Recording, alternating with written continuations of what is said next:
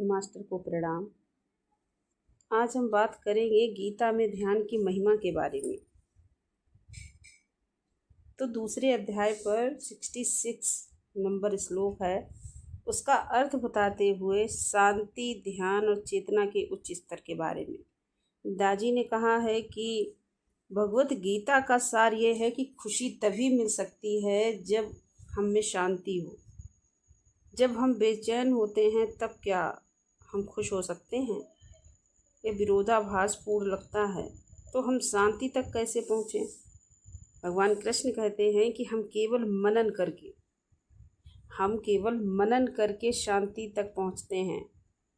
वह कैसे संभव है? एकाग्र सोच से। और एकाग्र सोच कैसे संभव है?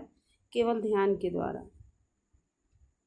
भगवान कृष्ण फिर से गीता में समझाते हैं कि एक योगी सुषुप्ता अवस्था में है, लेकिन वह पूर्णतया जागरूक है। तुरीय अवस्था इसी के बारे में है। हम पूर्णतया जागरूक होते हैं, फिर भी मस्तिष्क की अल्पतम गतिविधि के साथ हम सहज उपाधि में तल्लीन होते हैं। किसी के फोन की अपेक्षा नहीं होती। भविष्य में आने वाली या वर्तमान की समस्याओं का पूर्वानुमान नहीं होता, ना ही अतीत की कोई चिंता। हम इस पल में ही वही तुरीयावस्था है।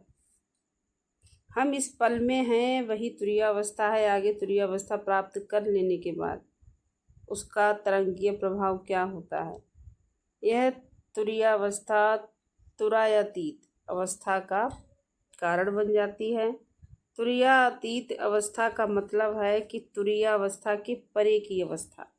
मेरी समझ के अनुसार अगर सरल शब्दों में कहें तो तुरीयावस्था में अपनी दिनचर्या को खुली आंखों से करते जाना तुरीयातीत अवस्था होती है, और इसे सहज मार्ग में सतत स्मरण द्वारा बहुत ही आसानी से सुगम बना दिया जाता है। हम मालिक में, उनके प्रेम में इतने तल्लीन हैं कि आप अपना कार्य इस तरह से करते हैं कि मानो आप उन्हें प्रसाद अर्पण कर रहे हैं। दिन का हर कार्य एक प्रसाद, एक भेंट बन जाता है।